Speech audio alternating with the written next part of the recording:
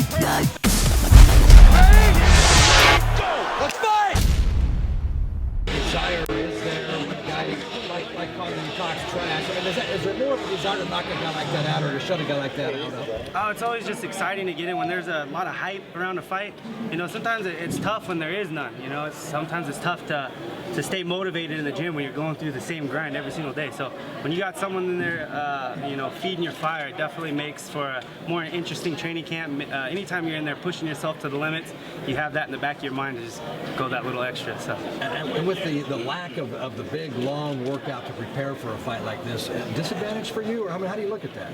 I'm feeling damn good right now. I'm the type of guy that I overtrain pretty damn quick. So, you know, if I get usually within, you know, 3 to 4 weeks in a training camp, I feel probably peaked out at that point. And then it's a lot of maintaining and just keeping that game plan going from there. So, I mean, I think from what I had, the base that I had already built, jumping into this, you know, 2.5 week training camp, you know, I feel solid right now. I feel fast, I feel explosive, I don't feel full of injuries and beat up, so only time will tell Saturday night, so right now I feel great. How do you look at that trash talking? Is it fun? Is it annoying? Is it? I mean, it's all just part of it, really. I mean, I've been a top-level competitor my entire life, so, you know, I've dealt with guys like that all the time. You know, I've seen it in the past. You know, I get in there, I deal with it, I beat them up, and you just go on with your life. So it's all part of it. This is what's selling the fight. This is what's bringing all these microphones right here. So I'm 100% okay with it. You know, this is a huge opportunity for me, and I just can't wait to get in there and perform. Chad, if you were in Aldo's position with an injury, what would you have done in that spot? Man, that sucks. I mean, it's a tough thing to go through. You know, that was a long training camp, I would imagine, you know, having to do all the media tour and traveling all over the world to do all that kind of stuff to promote this fight, and, you know, right before you get an injury like that to where you can't fight. So, I mean, I know what it feels like. I've been injured before in big competitions, and it sucks. So, I mean, it's just, I don't know personally how injured he really is. I mean, I've had stuff done with my rib before, cartilage separated, broken stuff, and it's no joke, man. So, I mean, it just sucks. I think. You think it's unfair that some fans are being like, "Oh, why didn't he make the fight? You know, he's you know, wussing out or whatever." I mean, what sucks for Aldo is that he just gets injured a lot. So, I mean, it's something that's been reoccurring, and so a lot of people are just starting to get irritated, I think. But like I said, I mean, the injuries are really out of our hands, guys. I mean, we train, we try to be as safe as we can, but you do realize this is MMA. This is a sport where we're continuously beating on our bodies every single day. So, I mean, we try to take all the precautions we can. We're all the right gear and stuff to keep from that kind of stuff happening. But yeah, a lot of the stuff it's out of our hands. You just can't control it. Conor says he's trying to make a $3.5 million bet with Lorenzo and Dana that he can finish you by the second round. Does that kind of thing offend you, motivate you? I mean, what do you think when you hear that stuff? I think that's just another way for Conor to build, you know, this fight up. It is what it is. I mean, make the bet or not. You know, I know what I have to do. I have to get in there and whoop this dude's ass. So, you know, it is what it is. Do you think it can be distracting to him to be talking about that stuff? Possibly. I mean, I know the guy loves money. I love money. You know, so money's always on our minds. So, I mean, if that's something he wants to focus on, let him focus on that while I'm beating a hole in his face.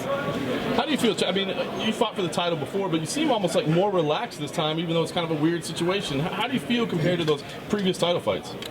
You know, I fought Jose the first time, so I obviously knew what he felt like. You know, that was something that I trained very hard for going in that second time. So, you know, I knew the task at hand that I had to go through, and I told myself before that was going to be the hardest thing I've ever done in my life. So, you know, being mentally prepared for that is tough. And, you know, this is a title fight. This is a fight, to me, that has a lot of hype around it. But, you know, this is another fight, just like any other fight, and that's how I'm trying to treat it. So I'm being focused. You know, I know this guy's going to talk all kinds of trash. Luckily for me, I didn't have to listen to all this shit through an entire training camp. I get to come in here fresh and just get in there and whoop this dude up. So I'm sitting in a good spot, I feel. I've heard a lot of people say, hey, if Chad had a full training camp, I'd pick Chad. But in this situation, I'm not. Do you allow that maybe you're a different fighter than you would be with a full training camp? I mean, honestly, right now I feel damn good. You know, let those people think that, and you know, there's nothing against them thinking that. It's just a smart move on their part. But I'm telling you guys now, like, I feel great. This isn't something that, you know, I'm just trying to hype the fight with. Like, I feel really good. So I'm excited to get in there and perform. I mean, I think this is a guy that his style is perfect for me. You know, I'm athletic. I'm more athletic than he is. I can, you know, finish fights. I have power, speed. You know, you guys are in for a treat, I believe. So stay tuned.